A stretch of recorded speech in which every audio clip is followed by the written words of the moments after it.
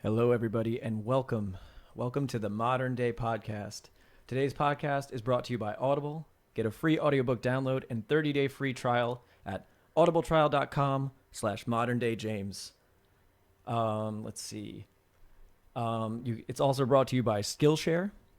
Sign up using my promotion code down below at skl.sh/moderndayjames for 2 free months of Skillshare. It's also brought to you by my really awesome dope patrons who help pay rent and get me coffee. If you want to watch this back or listen to it back, you can check that out on YouTube, or it's available on iTunes as well as Spotify. With that being said, I'm your host, Modern Day James, and I'm welcomed here and joined here by a lovely man. You guys know him as Sonic the Hedgehog, Professor Sinix. How you doing? Gabba go fast. I don't know what that means. It's okay. The kids will understand. Hey, everyone. How's it going? By the way, congratulations on not messing up your little read at the beginning. Oh, thank you. I would be terrified of that. It is a little nerve-wracking. It's like surprisingly nerve-wracking to get that little copy read. I'm like, I rehearsed it before we started. For those people that might not know who you are, which I don't know why they wouldn't, but if they don't know, why don't you introduce yourself? Okay. Well, I'm Sinix. I do art stuff on the YouTube. I've been doing it for, oh man, I feel like it's like 11 years now, which is God ridiculous. Damn. That's kind of crazy. So yeah, it started out. It's just been a little hobby of mine. I do it in my free time. It's a lot of fun. But yeah, I do art stuff. Shit. So that's my main thing. I'm a teacher. I'm an art teacher on the YouTube, and recently I've been working at an art college too. So hello, go LCAD. I don't even know if we have a mascot, because I was going to be like, go slug rats or something, but I don't know what we have. I don't know if there is a mascot. I think that should be the one. Should be go slug rats. I think that's a freaking awesome thing. All right, so let's take it back. So 11 years ago, when you started the YouTube channel, what was going through your mind? What were you doing? Like, why did you decide to start putting up YouTube videos? Well, this is what people often forget about the olden days of the internet, is that, first of all, the idea of someone hosting bandwidth for free is kind of ridiculous, especially in those days, because that was back at a time where if you wanted to do videos on the internet, you would have to host them on your website. Yeah. And you would be paying exorbitant amount of bandwidth costs for like people. Every time someone watched your video, you would be just losing tons of money. And that was how the internet worked back then. But YouTube, well, things like Google Video and YouTube came around, and we're like, hey, we'll just host videos. So, in those days, it was just like, oh, cool. I can actually explore the world of video content. Yeah. And I think at the time, this was when conceptart.org was still a big deal. But I had been following a bunch of different artists on there, and a couple of them had started doing Gnomon DVDs, which were a popular thing at like 2005. I guess I don't know if they still make DVDs or not. I don't know if they do. I think people still know them, though. I think the name is kind of like legendary. So they came out with like their first series of them, which was like Feng Zhu and I think Carlos Fuente, and there was like the creature. I think there was a Scott Robertson one. I don't know. So. But I gobbled them up as a young, enthusiastic art person. I was like, oh, I can watch people. And then YouTube came out, and it was like, oh, I can try to do that thing they do where they just show a video process and talk about it. So that's how it started. Then it just kind of turned into a weird, like, not an obsession, but the idea of using it to teach people became the fun part of it. Originally, it was just so I would remember stuff, because I was finding that, I was trying to learn so much stuff every day that a lot of it would be relearning stuff, because I had kind of learned it a little bit, but I forgot a bunch of stuff, and I didn't want to forget like these little baby breakthroughs I was making. Yeah. So that's cool. I think I kind of have a similar break into YouTube, not in the early sense of YouTube, but like I kind of started making art videos just so I'd retain things or to learn things, and I always tackle my own topics that I was interested in. But yeah, I remember back in the early days of YouTube, I was just kind of doing it for fun. I made music videos with my friends, and we would just put them up there, and stupid skits and stuff. Yeah, it's just the idea of, being able to have something hosted for free and just being able to put stuff out there was kind of awesome. Yeah, man. So like when you first started drawing, were you drawing a lot as a child? Were you like how did you get into drawing? Was it from No. seeing those DVDs, or was it? Yeah, no, I'm one of those weird art people that didn't draw in like high school, or I didn't want to be an artist in high school or anything like that. Yeah, I started when I was like 19. I don't know. I feel like I've told this story a bunch, but that's okay. You can tell I it know, again. I know. I got to keep remembering. Oh, keep going. Okay, I'll keep going. He's turning knobs. I'm just turning knobs over here. It scared me for a Sorry, second. bud. So yeah, and when I was a kid, I wanted to be a programmer. I was like a pretty elite hacker back in the day. So I used to make my own little games. I was obsessed with video games. I Yeah. wanted to be a game maker, game designer. I did programming in my own free time. I would Yeah. make these horrible, just awful, horrible, crappy games when I was in high school. And then after that, like at the end of high school, when it was like, okay, get ready for college and you're going to decide the rest of your life right now. And then I started to freak out because I was like, okay, I kind of like doing it, but I don't think I like the creative process, but Yeah. I don't actually like being at a computer doing that thing all day, which is stupid because that's what I'm doing anyway. Now at you're a just computer. you're at a computer all day, just sketching. Yeah, so I went through my little crisis of not knowing what to do, and I tried a bunch of different things, such as becoming a pilot. Very exciting. shit. Yeah, I was flying planes for like a year when I was 18, 19, right after high school.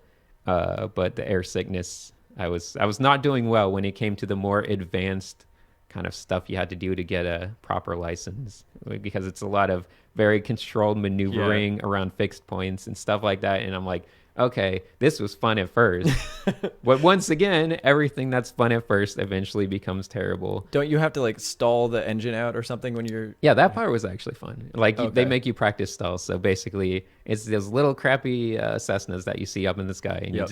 you keep going until you're basically vertical, and at that point, the engine just it doesn't have enough lift. So then you just go woo, and then you would just fall, and that's kind of fun because then it's like a little roller coaster, and then you put back on the throttle as strong as you can as you're going downward.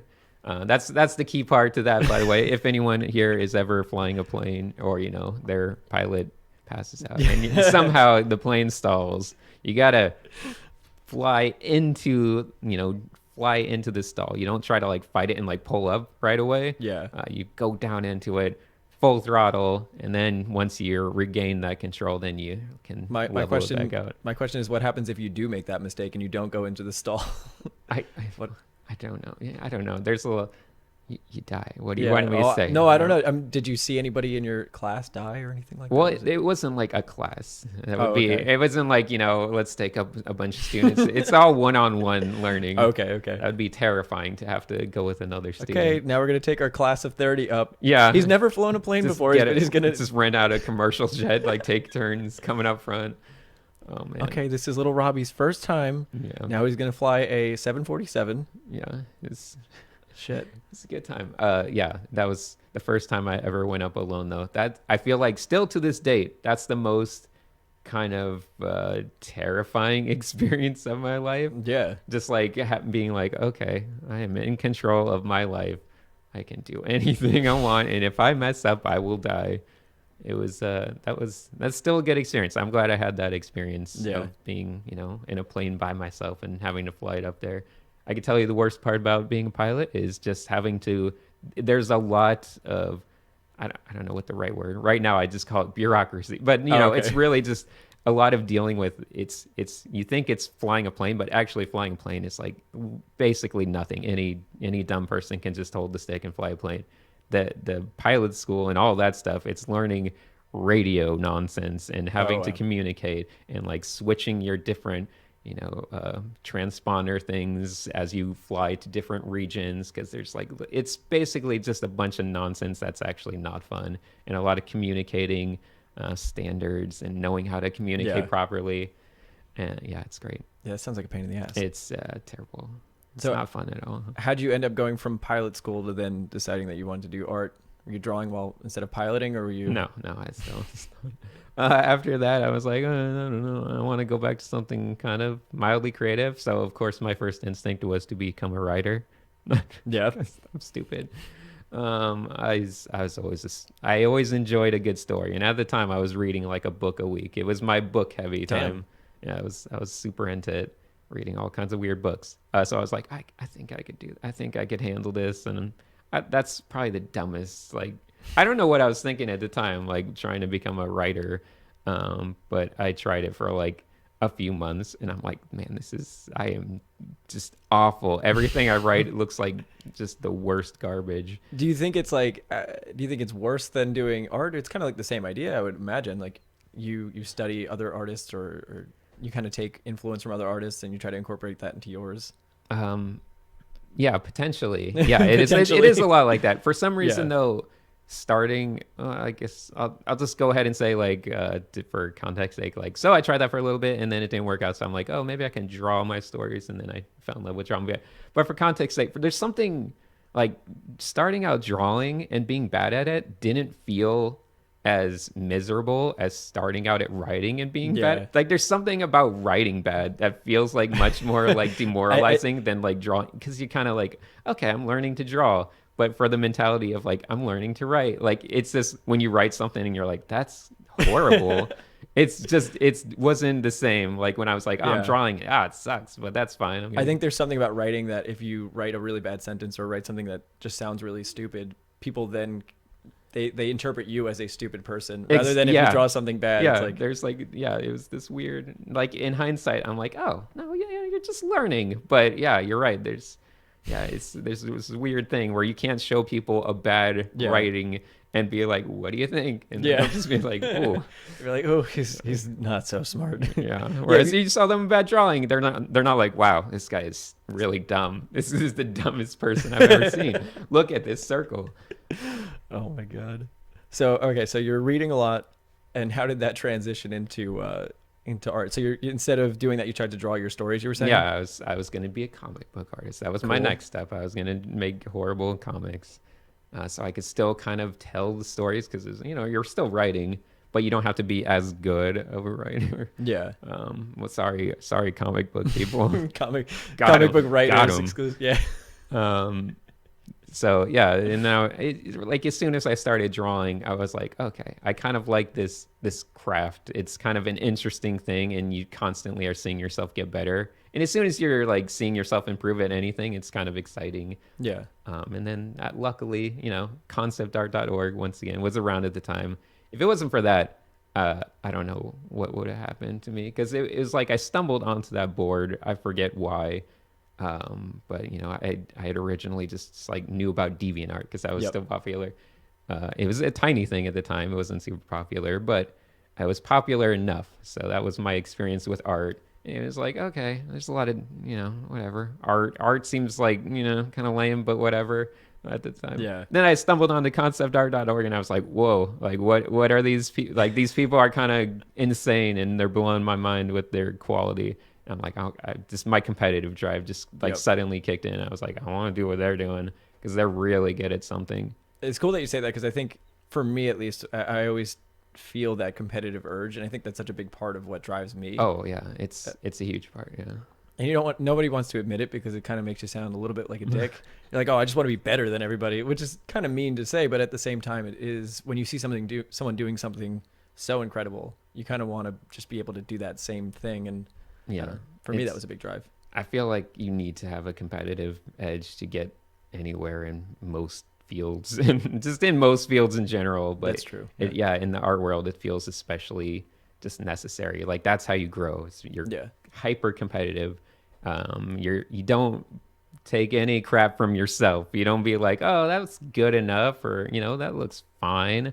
No, you're always like, okay, that was not good. I can do a lot better. Everyone else is doing better. Anytime I was having a day, or it's making an off day or whatever, I just go look through everything else that I was, on there on concept art, sketchbooks and things.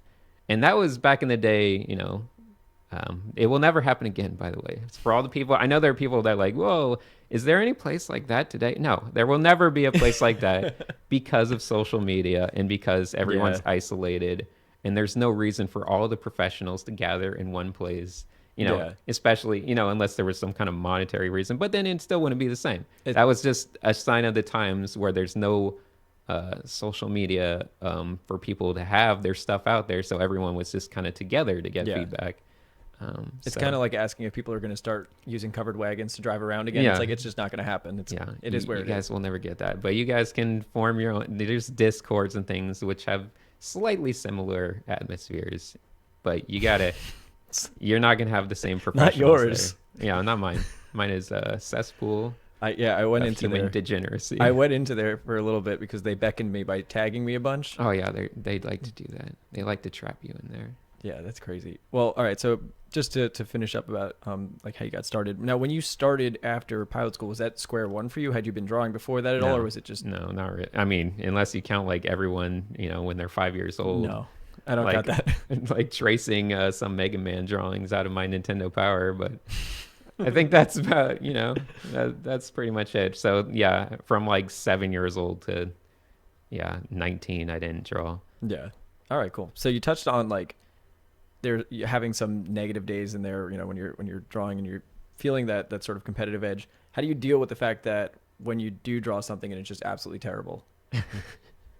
Well, okay. One of the most important parts of just art in general is the positive overall. Like I'm super negative in terms of this like micro things, but on a macro scale, I'm probably the most optimistic, positive person because I'm just a true believer that every day you get better at art just by Yeah. having your eyes open and seeing new things, the visual data that you're collecting, especially if you're looking at art and just seeing anything interesting. So I'm a very positive person on a very macro scale, which I think is I've never been like, oh, I don't think I'm gonna. Or I've never had that point where I was like, I don't think I can make it as an art, or like I don't Yeah. think I could get any better. Which a lot of people do go through that, and they just need to they need to have some kind of belief that like I have, that you're getting better at something no matter what. Yeah.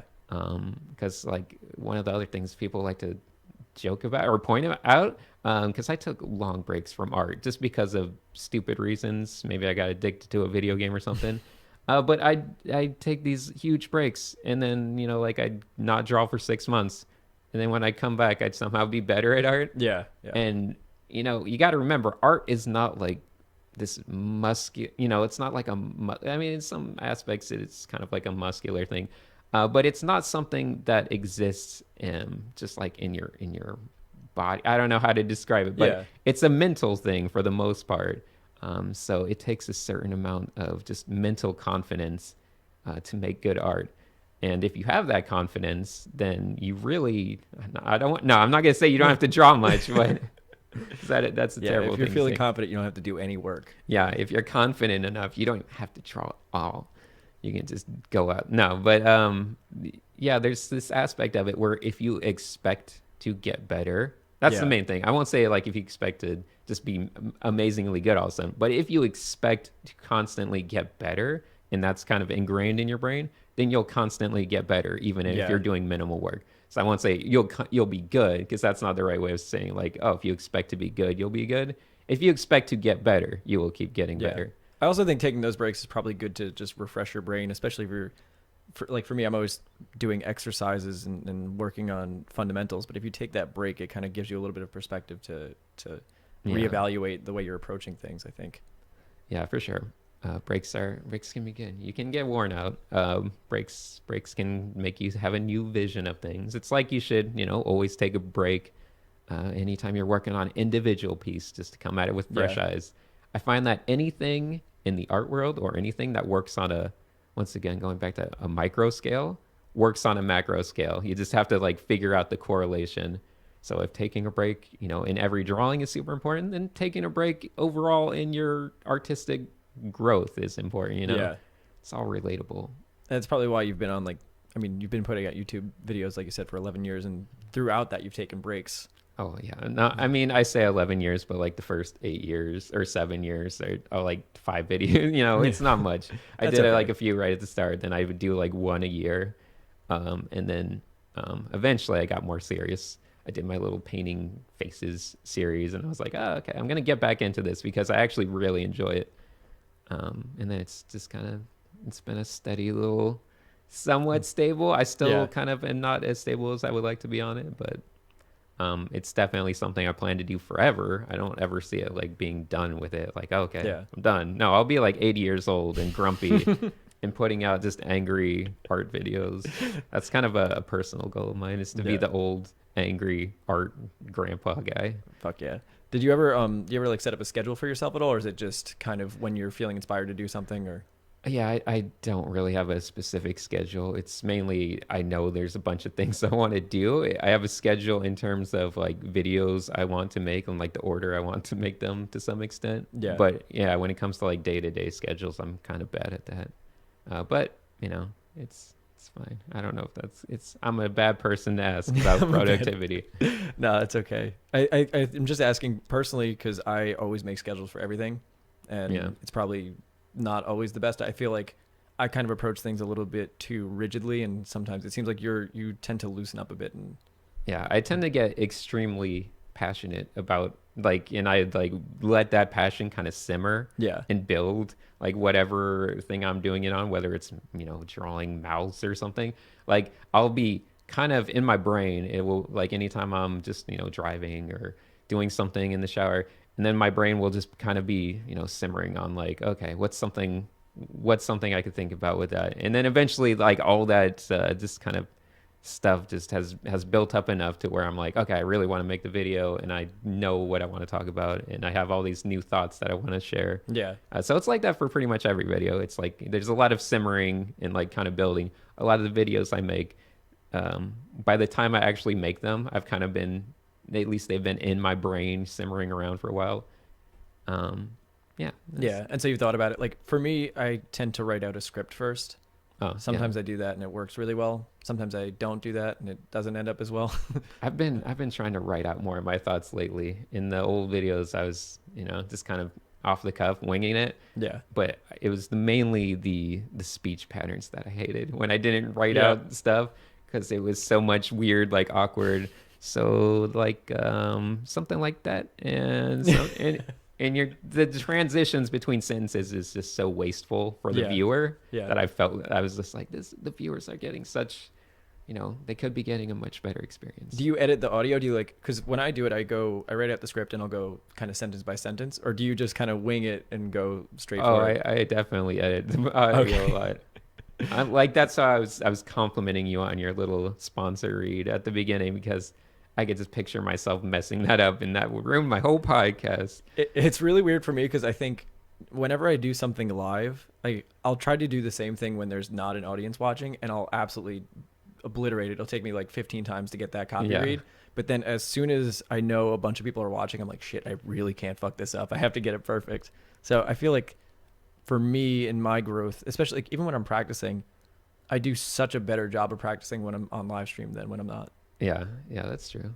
Live. There's something about a live, because I've done a lot of live streams in the past. Yep. Twitch, which they're probably grumpy about, They because are I haven't very- been doing them lately. I plan to go back to it. They're very grumpy about it. Yeah, I've I been never- reading the chat. I never feel that horrible. Like when I'm doing those, it's not like I'm a stuttering mess. I mean, occasionally if I'm too super focused, I'll be messing things up. But usually I can explain things I want to explain and talk about stuff. Yeah, for some reason when I'm like, okay, recording audio, then I'm just like stumbling all over my words, and Yeah. it's just like, I think it's weird because you're talking to yourself at that point. When Yeah. you're sitting in here in the room and you're chatting to the microphone to record a voiceover, there's nobody in front of you, and you're like, even having the chat on the YouTube live stream or Twitch, it feels like there's somebody on the other side. yeah, that's true. Yeah. Yeah, and that's part of why I like doing the podcast, because I feel like it's cool to actually be face to face with people rather than over the internet. Mm-hmm. Yeah. All right. All right. Before we do I that, don't remember what your question was. I don't by the way. remember I'm what just my talking question was about stuff. either, but let's go to a commercial break really quick, guys. It's not really much of a commercial. I'm just going to plug our sponsors again really fast. For you listeners of the Modern Day Podcast, Audible is offering a free audiobook download with a free 30-day trial to give you the opportunity to check out their service. I personally recommend the book Dune. It's a great book. Never heard of it. You never heard of it? All right. Sinix has never heard of it. It's a pretty good book, though. You should read it. Also, check out Skillshare. It's really badass. There's some really great classes on there. I'm taking some of my own. Really cool. Use the promotion code, or go to the link skl.sh patreon.com/moderndayjames. The link will be in the description below. Check it out. It's awesome. With that being said, once again, I'm here with Sinix. For anybody that... Gotta rub my beard against the mic a There you little go. bit. Get a little Get ASMR. people excited. In case anybody forgot who was here, again, Sinix. So what's it like living with two birds? Or how many birds do you have? One of them died, sadly, so there's only one bird now. Oh, what's it like living with one Oh, bird? God. Oh, God. I'm sorry. I should have asked that before. Yeah, it's tough right now. No. Yeah, no, birds are terrible. I don't recommend birds as pets. They're loud and annoying, and they can be nice and fun, but mostly, it's not worth it. It's not worth it. Because I'm genuinely considering getting a bird. So Oh, no. Okay, here's my bird advice that I give everyone. If you want a bird, get a parrotlet. They're quiet and they have the most friendly personalities. So Okay. you get all the personality of a big bird without any of the noise, which is ideal because they will make a lot of noise if you get one of the more like conures or, parrots Yeah. or whatever, anything more fancy. But a parrotlet, it's the perfect combination. They're a little on the small side though, which some people might not like. But in terms of a pet, I think they're the best bird pet. I kind of want to get a giant bird, like a vulture or an eagle. Oh, yeah. Yeah. I've seen things that are like vultures at the pet store, and I have no idea what they were. I've always been curious because they were like miniature vultures, and I'm like, Jesus I only saw them once, and I'm like, I don't know what they were gone the next time. They weren't babies, by the way. Like I know people are going to be like, it was probably just a baby. No, they were the actual. I don't know what they Just were. like hairless birds. No, that they eat weren't completely corpses. hairless. They had that slightly vulture-ish look. But they weren't like, yeah, they still had feathers and stuff, but I just thought they were very interesting. So do you think someone bought them, or do you think they killed Probably. them? No, I think someone bought them because they were, I don't know, fairly unique. Yeah. Well, that's a good Maybe- excuse if you don't like the pets that you currently have. So you get a meat-eating bird, and you just go, "Oh, it was an accident. I don't know what I happened." didn't know what happened. Yeah, that's what I'm gonna do with Beatrice and Margot in the other room.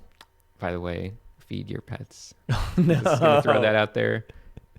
James does not feed his animals. That's not true. They are also anemic. You want me to go grab one? I will just hold it up. It won't even move. It Oh has my little God. muscle strength. They're just completely anemic. I have to deny this claim. They just don't eat their food. I'm sorry, man. Okay. And all of our creatures are deformed. Yeah, that's also something I wanted to talk to you about. Yeah, I mean, It's a little ask creepy. away. No, I do. Fine, I'll ask the questions.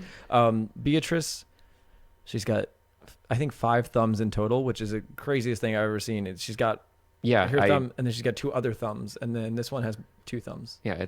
Yeah, when I was playing with the cat and I lifted it up and I was looking at its paw because I was like, oh man, that's got a big thumb. And then like when I pressed, you can press on like the paw and then Yeah. a claw, like usually the claw will come out.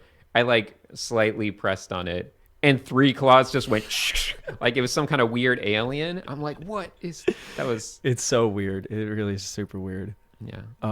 All right, so I'm I'll going ask, to take a picture of that and put it on Instagram at some point. yeah, I'm going to ask you some art-related questions. Oh, Is that okay? Yes. Okay. Who are your favorite artists, and who inspires you to create art? It changes all the time, which as it should. You should never just have one favorite forever. So I feel like for the past year or so, I've still been on a kick of like the Sergei Kolosovs and the Peter Jablonskis, and I don't know. I'm always finding new artists that I'm obsessed with. I've been enjoying creature design, and I've been teaching it like the past weeks in my class. So we're like in the creature design phase. And I'm such a fan of like Jaw Cooper's lines. Yeah. It's so she understands flow so well. Yep. And that stuff like that really impresses me. I'm really looking for shape design and flow in artists these days. Yeah. So that's anytime I see an artist, even like the Nurjan Bekliev, I don't know how to say names. I don't know who that is, but no. He draws a lot of very just round, chubby-looking girls. I don't know how to describe them, but I the do forms know. Yeah, I do know. are they have such a great flow to them, shape flow. Yeah. I'm obsessed with shape. I want to do a video. That's one of those things that's been percolating for like a year because I'm obsessed with shapes, and I want to figure out a way to teach it, make people good at shapes, but do it in a way where it's not like this is how you make a good shape, because obviously it's based on You can't just teach it one way, Yeah. because then everyone will make it the same way and it won't be interesting anymore. So you got to teach people, just kind of give them the right tools to steer them into making something unique and original, but having it be appealing in terms of shape design. Awesome. So I think about that a lot. Think Yeah, about that's super cool. shapes. Yeah. We just looked at some really bad shapes on Dark Souls. We looked at, well, actually, they had a pretty good wyvern. Oh, yes. We learned the distinction between a wyvern. I was teaching James about wyverns. Why don't you tell people the Wyvern difference between a culture. wyvern and a dragon? Well, generally, I don't know. There's probably some people from like the D&D background who would disagree, but I always learned it back in the past as a wyvern being something that has its upper arms are its wings, whereas a dragon was something with had separate upper arms and wings on its back or something. So it had 4 limbs in the upper half, and the legs, of course, versus a wyvern, which is anatomically correct, like a flying lizard, flying bird. Obviously, birds, bats, all that stuff. You just have wings, and they use their wings as kind of like hands as well. Yeah. So you think of a bat or something, that would be equivalent. There's no animal equivalent of like the traditional dragon with multiple things, because it doesn't make sense. There's bugs. They have 6 legs. That's what I was actually just about to mention that. Except in the insect world, where Yeah. you can have wings that are separate from the body, the legs and everything. Shit. I don't know what insect muscles, how they work. I honestly, it's super weird. Do they It's have different. muscles? I don't think it's not like a regular muscle the way we have. And the Yeah. way they breathe is weird too, because they have air sacs that run through everything. So when they move their arms and legs, it pumps air through their body. I'm excited about this. It's topic. super weird. It's super Okay. weird. I'm excited. Let's just talk about insects for a while. That's This fine. is the modern day insect chat. So here at this apartment, you've seen it. You've been here. I moved here to California. My rent increased, but somehow I got more roaches, and I'm really upset about that. You have roaches here? I have a couple. Oh, great. They're not always there. One will show up like every couple weeks, and I get so pissed. I don't know. I don't feel like roaches are super common in maybe my experience, like or I'm down in Orange County more. I never really see roaches anywhere. Well, here in Burbank, Roach capital of California. Yeah, roach capital of California. I see them outside, which is terrifying. Yeah. To see a roach not in They're just like hanging out on the corner smoking. Yeah, it's fucking scary. What's up, James? Like, nice house. Yeah, oh god. I don't know. I feel like they're scary inside already. And then when you see them roaming around on their own, just like in little packs. It's terrifying. It's terrifying. Yeah. Yeah. I don't have anything to say about roaches. People are terrified. I don't find roaches to be like, I know my wife is horrified of roaches, and I've never found them to be like a repulsive, or like they don't scare me or like creep me out as much as some people. Maybe because I was never around them as a kid. I don't know. Spiders, however, still terrify me. No, there's something creepy about a spider. But roaches, if I saw one, I'd be like, no, like there's a roach. Well, I'll tell you about them. Place. They're terrifying. My first apartment in New York, they were like this big. Like that big, giant. And they would just like kind of move slowly. They were like the fast zombies in 28 Days Later, where they would like move slowly, and then all of a sudden they just bolt at you. Did you like find them in your cereal or something? Because that would probably be scary. I was lucky enough not to find them, but they did hop into the shower a couple times, and it would really be a shame if there was one in your My cereal bowl right over there. I think I saw something fall in there. Yeah, when I was getting that cereal, I actually forgot my phone in the fridge. That happens a lot here. Yeah, once you get older. I heard your mom did that. She did. That's I don't know where you want me to go with this story. No. my mom left her phone in the fridge. I kind of just want to talk about how my dad, I'm calling him out, how he froze he left his phone in the freezer by accident. Yeah. We were both trying to figure out what the process is to where you have your phone, like you got to be holding your phone and like you set it down in why, where how does it happen is what we were trying to figure out. I'll just put this here for a moment. Let me get these frozen peas. Let me freeze my phone at the same time. There's no other, it's not, I don't have any pockets. I'm just standing around naked getting the frozen peas. I don't know where to put my phone. Why don't you just put it on the table? That's what I don't get. There's counters everywhere around fridges. Like almost every household has like a counter, a table, a chair, anything, or you're wearing pockets or you're just naked. But there's pretty much never a reason to put a phone in the fridge or freezer. But occasionally it happens. Yeah. So yeah, that's all I wanted to say about that. So I want to talk about Sycra Oh, because where is he? I want him where to come is on. he? Yeah. He's in Canada. Well, He's not going to come down here to No. I meant via audio podcast. Oh, I'm sure he would. He's okay. very agreeable, friendly. He likes doing stuff. He's very yeah, I mean, he's like social on it, Cool. He likes talking to people. Because you two were actually like the videos that I watched when I first started drawing. He is also, I think he started around the same month as me. We started basically YouTube at the exact same time. But he was super consistent throughout the entire 11 years or however long it's been. Whereas I was just like, put out a video once a year.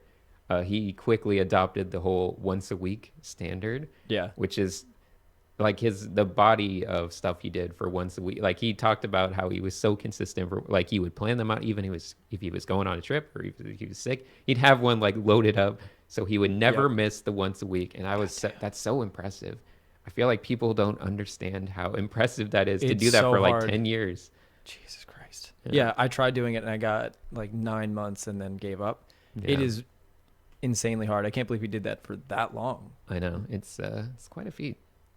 But sadly, I feel like he's I always say this, I feel like he's squandering all that hard work by not just kind of going completely blank for the most part, like maybe doing one a month, but not even super consistent with that. It's like, oh, but you did the hard part. Now you can kind of coast back and just put stuff out and kind of let it go. But he got burnt out. So. It's I mean, for that amount of time, it makes sense that you would get a little bit of burnout after all. But yeah, it was super cool. I mean, it's cool that I get to talk to so many people that, like, especially you. I mean, your videos were a huge help to me. Go on. They were super helpful. I mean, I love, like, it was nice to have such a diverse array of like teachers on YouTube. And I don't know, it's cool to be a part of that. It's cool that people can just watch these videos like Ahmed, you, Sycra, and kind of get a free education in a sense. That's the only sad part is most people don't take our videos as seriously because they're free. Like anytime someone's giving away something for free, people inherently think that if you pay for like a similar thing, you're going to get something better. But I just like, I feel like the stuff people like Ahmed or lately Marco Bucci, the stuff he puts out is it's infinitely better than anything you can pay money for or something you would get in an art school. And I'm like, oh, okay. But I don't feel like people take it as seriously as they should just because it's free. So that's kind of sad a little bit, but at the end of the day, they'll learn eventually. Yeah.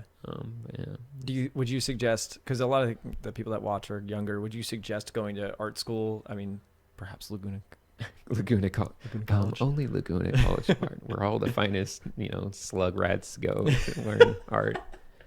I have very mixed feelings about it, and I kind of go back and forth a little bit. For the most part, it depends on your circumstance. I think if you're just, you're in a weird part of I think a great way to get your kind of initial steps in the art world are just through YouTube. Free stuff. Like I said, the free stuff generally just as good, if not better, than the stuff you can pay for online.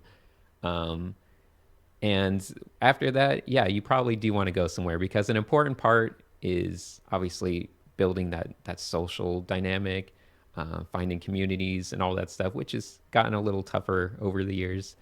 But meeting people in person is super important. And obviously you teach at Brainstorm, and I generally recommend that as the primary choice for most situations. Yeah. But there are tons of situations where, you might want to go to art school. So for instance, if you're just trying to get good as fast as you can, and there's no real constraints, but money is a bit of an issue. And even if it's not, Brainstorm is a pretty great option for you. Or take my class. Yeah. And there's a few other, similar schools. Brainstorm is obviously geared toward concept art. Yeah. I mean, there's equivalents of that for different things. There's the Watts Atelier if you're into fine art and like figure stuff. And that place is amazing too. So there's kind of things spread out Obviously, we're in California, Yeah. not all over the country or the world. Everything's But in if you're in California. Southern California, there's so many options. But at the end of the day, art school, it does have, it's a little bit more community building potentially. It always makes me sad if people go to art school and they're not really trying to build a community, or they're Yeah. not socializing, because then I'm like, oh, that's kind of, a big chunk of it is making friends with people who are your age and they want to do art. And I'm always trying to encourage that in my classroom. I'm like, oh, make sure you guys are kind of interacting, talking to each other. I don't want there to be people that just kind of show up and sit in the corner and then go home, and that's it. But the main reasons to do art, I guess, an art center or an art school, Laguna College of Art, it's really just, you have disposable money for your Yeah. parents or whatever. And then there's, it's okay. Or obviously there's other big reasons are if you're a foreign student, you're coming from another country, you have to go to an accredited place. And those Yeah. places are pretty, as long as you pick a good one, then, it's a good place to go. Or you want to work in another country, because then also, having an actual accredited degree becomes Yeah. relevant. So there's situations, and there's also this other aspect, which is more so just like an art school experience, Yeah. which, we, complain about money and talk about money and how that's going to be it. But in some ways, like, aside from the money, even if you go in debt, like, there's more important things to life than just necessarily being concerned with money and debt.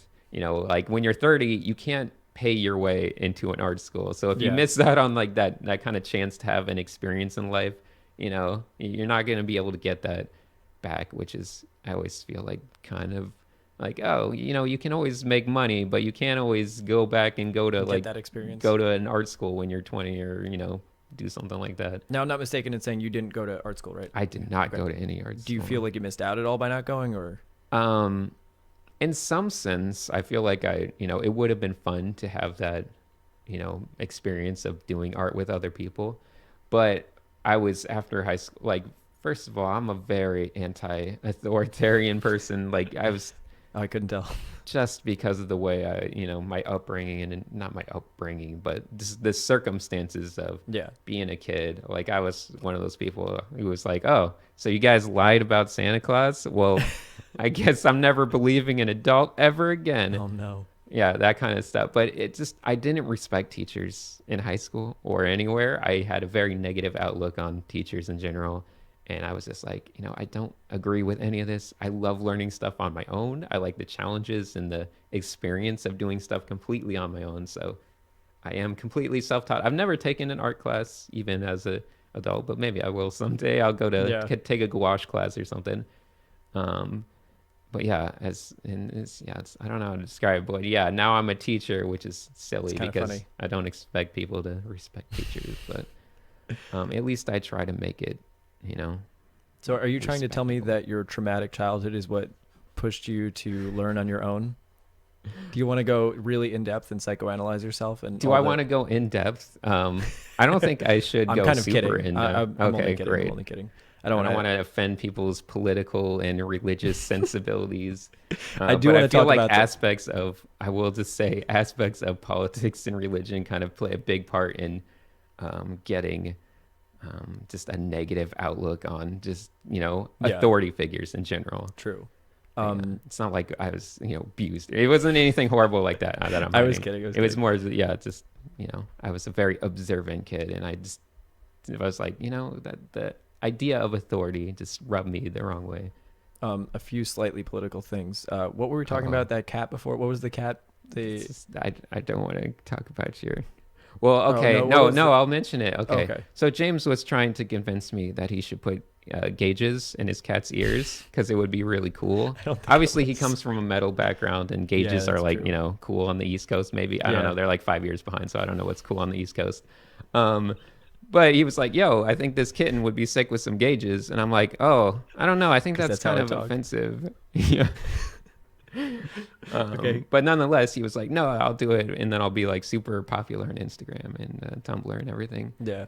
And I was like, "I don't know about that." I'm shooting for the Tumblr demographic. I don't think I have enough pull on that site. Yeah. But so if you ever see a cat with gauges, it's probably this guy. Just gonna throw that out there because I'm sure it'll be like anonymous. No one wants to get all the hate mail and stuff. But Yeah. just know if you ever see that online, it was James. It was me. We're starting slow. We're starting with a really small gauge and gradually going to take up the whole ear. It's going to be Yeah. really gross. Yeah, it's great. But the actual political thing I wanted to talk about, it's not really political, but that the tribalism video that you put out. Oh, that video. Yeah, sure. What inspired that? A lot of things. I mean, obviously, it's a big deal. I feel like a lot of the just YouTube in general and everything, social media, people are so obviously there's money to be made in outrage and upsetting people and dividing people into different camps. You make a lot of money by doing that. People like to feel like they're part of something.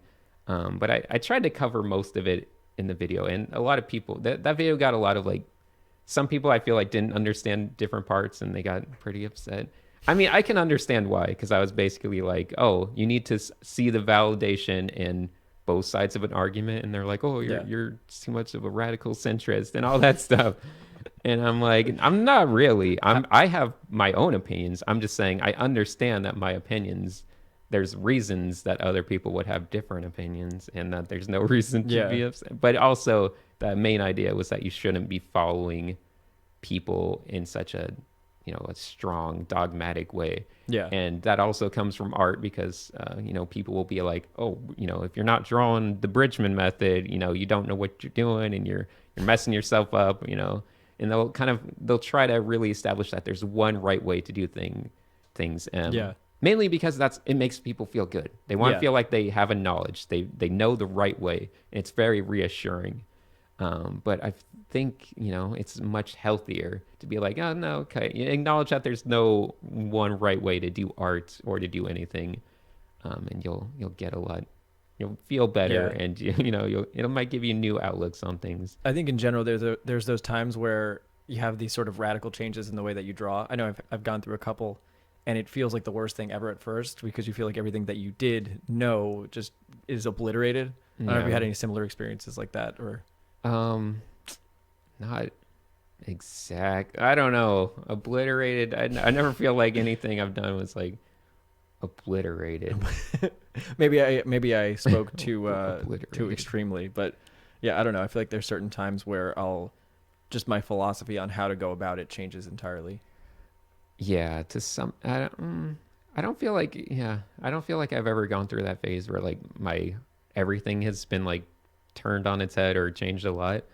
For the most part, it's more so I just understand things in a more clear way that I didn't understand before. Yeah.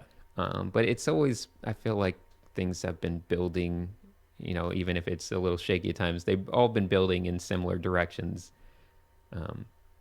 Obviously a big part was, getting away. Like for me, I put a big emphasis on getting away from guidelines and things like that, which is, and that was around the same time I put out the politics thing because, I thought it was not politics, but tribalism thing because I didn't want people to be like, oh, he says you should never use guidelines. So when I see some nerd using guidelines in their drawings, I'm just going to be like, oh, you don't know what you're doing.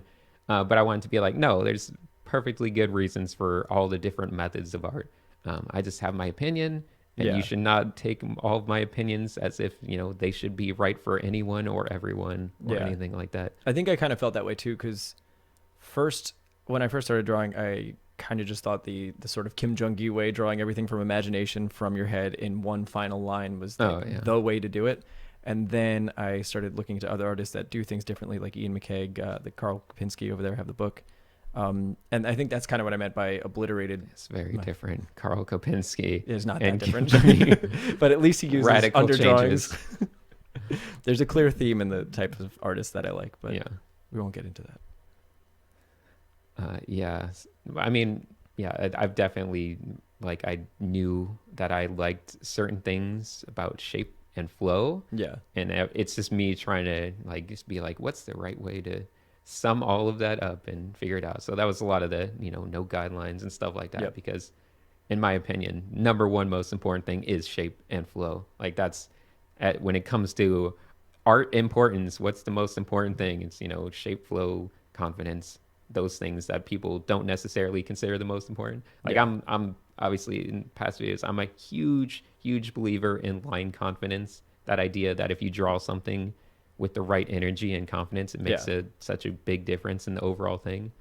And I always like to point out, like, people like to just crap all over modern artists, but I'm always like, oh, you look at something like Jackson Pollock, and people will just be like, oh, look at that crap art, and I'm like, well, at least he's demonstrating an idea. The idea is that energy is appealing to people, like, Yeah. and that's it doesn't quite get summed up, but they're usually kind of trying to represent these abstract art ideas that I think is interesting to look at modern art. A lot of Yeah. modern arts, just not doesn't have anything to offer me, but certain ones I can be like, okay, what can I learn from? Why do people enjoy this? Yeah. And you'll be like, okay, it's an aspect of something I can relate to my art. So if I draw with the right amount of energy when I'm drawing, or make my strokes and lines, in a very energetic way, it seems to resonate better with people. Yeah. So I'm always thinking about stuff like that. Can you elaborate a little bit on like shapes and how you study them or how you go into that? Because that's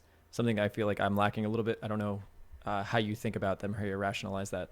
Well, like I said, it's one of those things that's been percolating so much that I actually still don't have a good Okay. like a way to put into words. But I'm trying to take everything I can figure out about design stuff. I there's a lot of design theory videos I still want to make, and one of them is about ratios. And I'm a big fan of, like, anytime you draw something, there needs to be, there's ideal ratios of, like, quick energetic lines and slowing down and making detailed lines, and figuring out the right ratio to make something appealing. But it all comes back to these ideas: big, medium, small ratios Yeah. of detail. And then when you combine all these things into shapes and flow, like, there's, even in a triangle, you can have this aspect of, big, medium, small.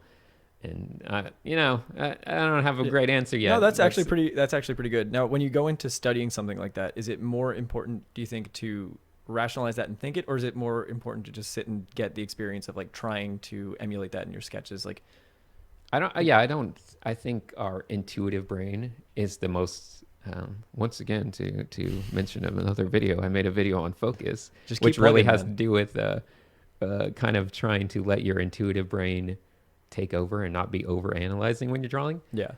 Because obviously there's an intuitive side of you that can tell if something's good looking or bad looking. Anytime you look at a drawing of something, obviously your brain knows, do I like it? Do I not like it? Yeah. So how is it possible that you can draw something that you don't like? It's because you're not letting your intuition guide your hand enough. You're not letting the shapes that your brain can tell are appealing come out. So once again, that also has to do with, the energy and confidence you're drawing with. So you got to be in the right headspace. And a lot of times I find people are either drawing too slow or too fast for what's right for them. Yeah. And anytime personally I'm having a bad drawing day, usually when I look back on it, I'll be like, well, I was drawing slower than, I was doing the speed, the tempo was different, and it was kind of affecting everything. But anyway, the question was more about, wait. I don't know what the question Oh, was, but that damn. was a way Okay. better answer. That was fine. Go watch the video on Focus. Yeah, no, a that's great fine. video. I kind of- Tribalism, Focus, yeah. all these videos, they're so wonderful. You might want to check out his channel. It's on YouTube. It's youtube.com/Sinix Design. You might have heard of it. I feel like, these are the type of videos and concepts that I get most interested and excited Yeah. about. It's like, I know they don't get the most views. Like, I can just do, drawing hands, or, like, best brush for beginners, and that thing will get, so many views. But like, the ones I actually find super interesting are the ones that are more like, trying to figure out stuff about design or just various other topics. Do you ever feel inspired to like kind of clickbait them and do those? Like, I know you've done videos like how to draw hands. Do you feel like that internal struggle between, should I make a video that's going to get a lot of views, or should I make a video that's actually good? A little bit. I mean, for the most part, though, the side of me that wants to just make quality stuff has always won so far. Yeah. And that's just because, I mean, I haven't seen it, but no, I'm kidding. and Sorry. Just being mean. Yeah. Oh, jeez. No, it's great. Oh, I gave man. you so many compliments. I earlier. know. I had to I was take you down a my- few pegs. Yeah. No, I'm sad again. No. Um. Yeah. No, because it's always. I'm sure you feel that dilemma to some extent as well, where it's like, well, I can make money. Do I want to just make money, or do I want to really offer things? And Yeah. personally, there's this other topic that I haven't really mentioned much in videos, but I say it to my friends and people I know a lot. Um, in my opinion, there's two types of people in the world. There's creators and there's consumers, and that's the best kind of divide that you can see in the world. Is there's people who create stuff and there's people who consume stuff, and it's incredibly beneficial to creators that other people are not creators and that they're consumers. Yeah. Because you can't do both at the same time, but there's ways you can be beneficial to both. But for the for most purposes, people who are serious creators, they don't consume much. You'll find even people that are like really into, like, they do YouTube like every day. They don't watch YouTube videos. Like, you can be like, hey, did you check out that new PewDiePie or something? And they'll be like, no, I don't actually watch videos. I just make videos. And there's this just interesting dynamic of people who create and people who consume. And every day, every decision you make, you're either deciding to be a consumer or you're deciding to be a creator. And it's, you can be either one. I can tell you, being a creator is the fulfilling one. Yeah. But being a consumer is very, obviously it feeds into our short-term desires and everything about that. But when it comes to making art videos, I personally, this is where it becomes very tricky, because obviously you're making videos in the hopes that people will be creators. Yeah. But in order to, they're also consuming at the same time. So I try to be careful about putting out stuff that I feel like is the purpose of it is just for consumption. Yeah.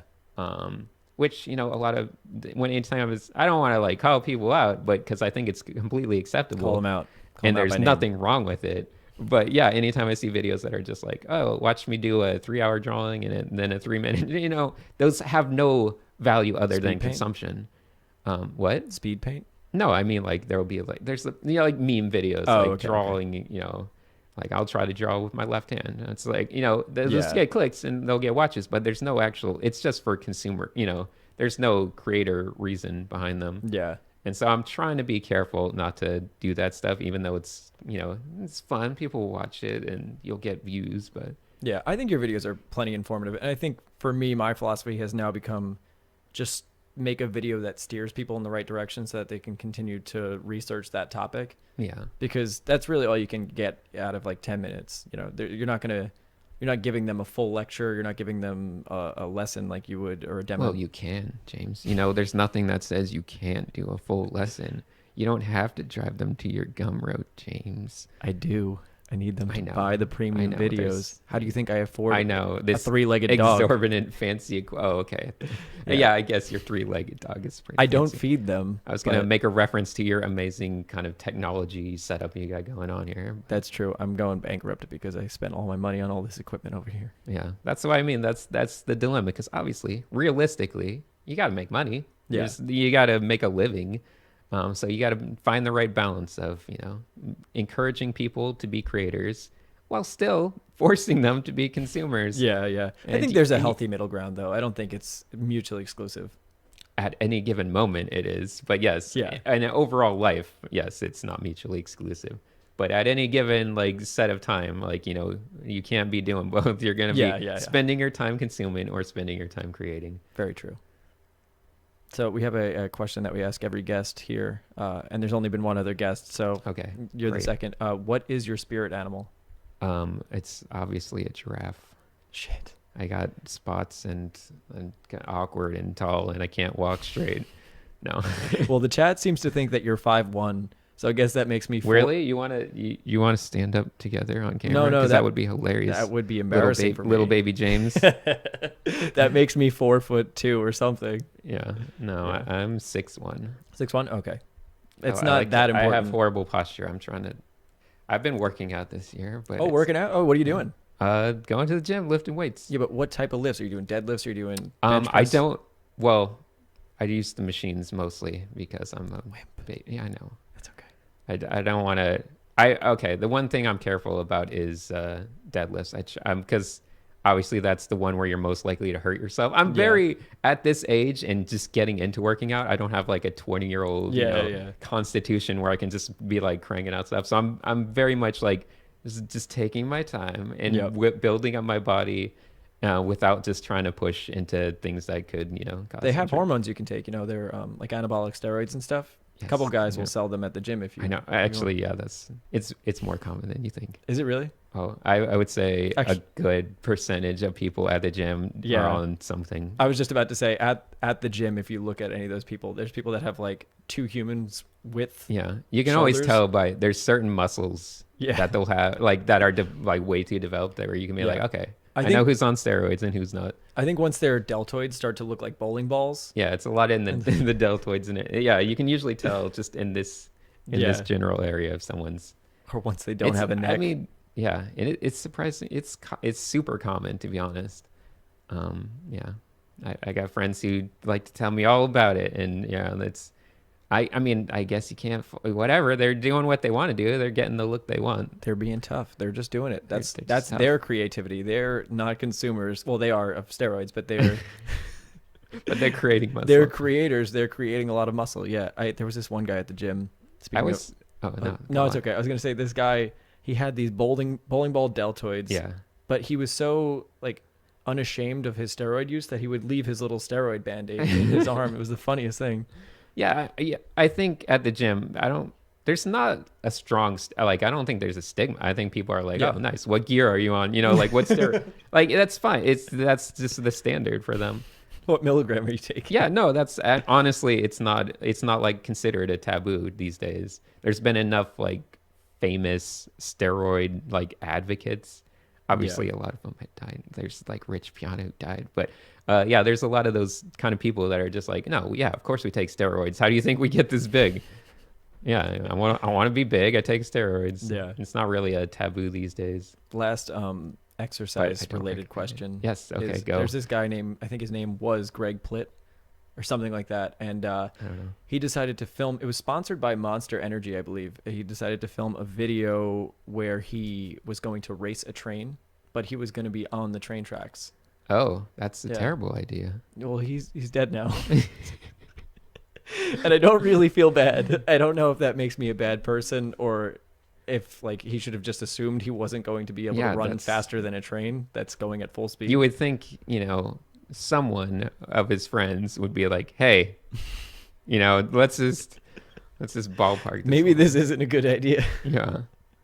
They're all just like, "No, bro, you got this. Oh my god. You got it. Got it, Well, you want to take any questions? Lightweight, baby. bro. Wait, man. Ain't nothing but a peanut. Can't speak. Everyone wants to be a bodybuilder. No one want to lift these heavy ass weights." What's his name again? Ronnie Coleman. Ronnie Coleman. He is my favorite I love that exercise guy. related person. He's a good like motivation. Yeah, it's what I hear in my head anytime I'm like trying to lift it. Lightweight. Yeah, I'll give you a little bit of motivation about Ronnie Coleman. I don't think he can walk anymore. I think I he's know. got scoliosis. He can't walk anymore. Yeah. Sad. It is sad. Him and Greg Plitt. Well, yeah, for different reasons.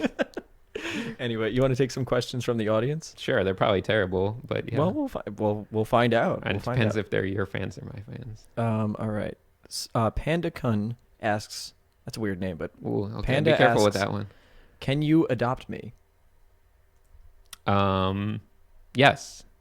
All right, you heard it here, Panda. You can adopt. Send the or papers. You can be adopted. Personally, I'm looking to have a kid eventually.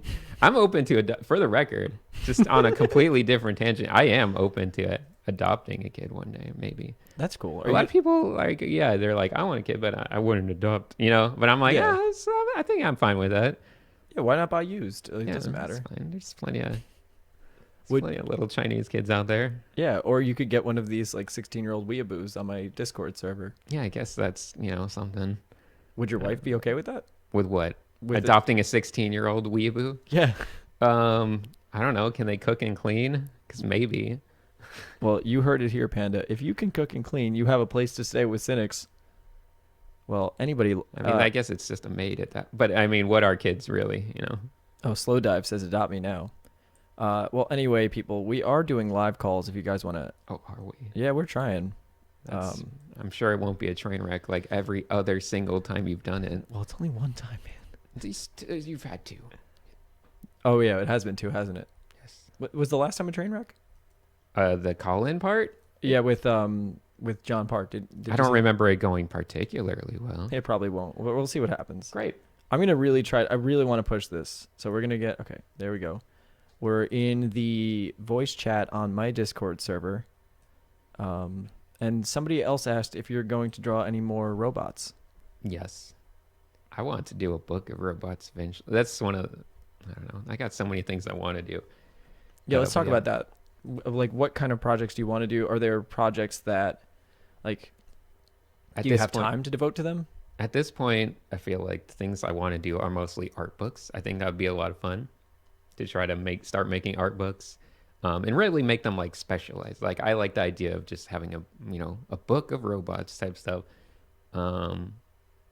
Yeah, so stuff like that is interesting to me. Obviously, I still just have a ton of YouTube stuff I want to do, but those are like kind of the main things I want to. Yeah, Cool. Do you feel more inspired to do, like, to have a finished book product than make YouTube videos, or?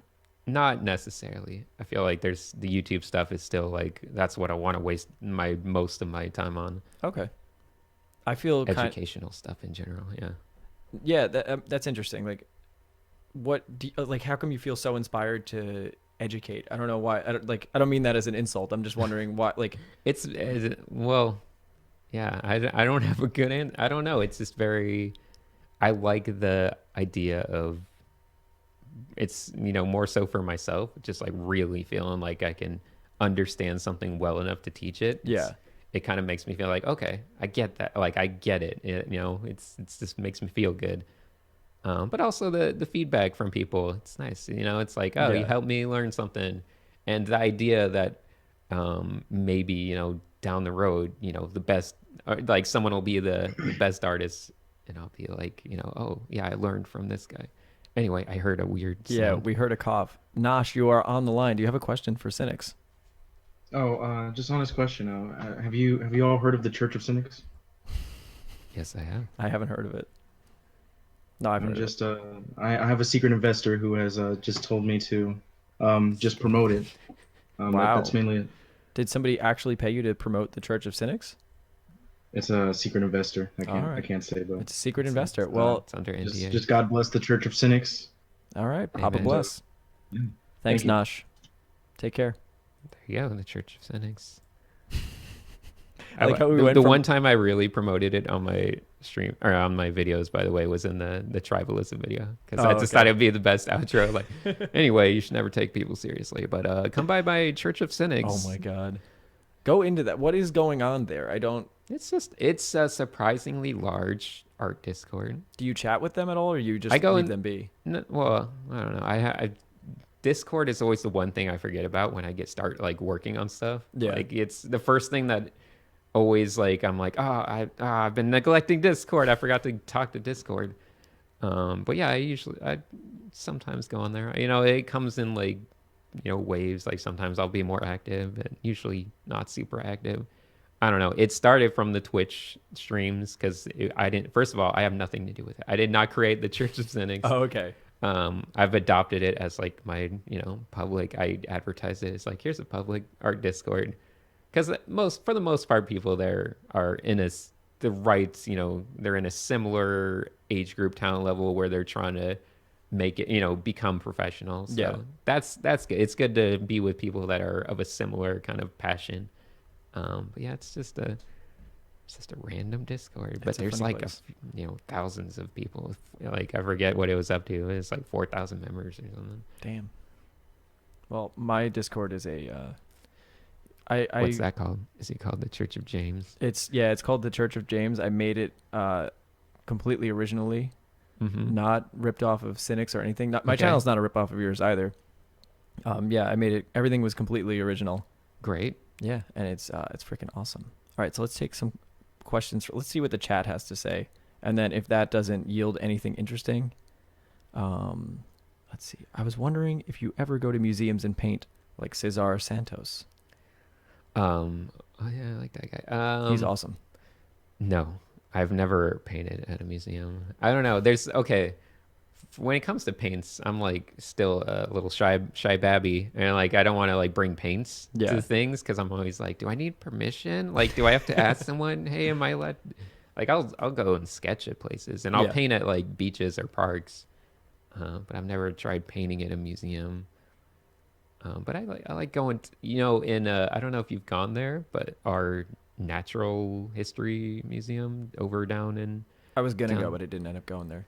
it's actually they got amazing animal kind of taxidermy displays. They're Awesome. really really good. It's one of the best places for just going and drawing. The dinosaur wing is quite good. Cool. So I strongly recommend checking that out if you want to just bring your sketchbook, and you can be there all day and just Yeah. like only touch on a part of it.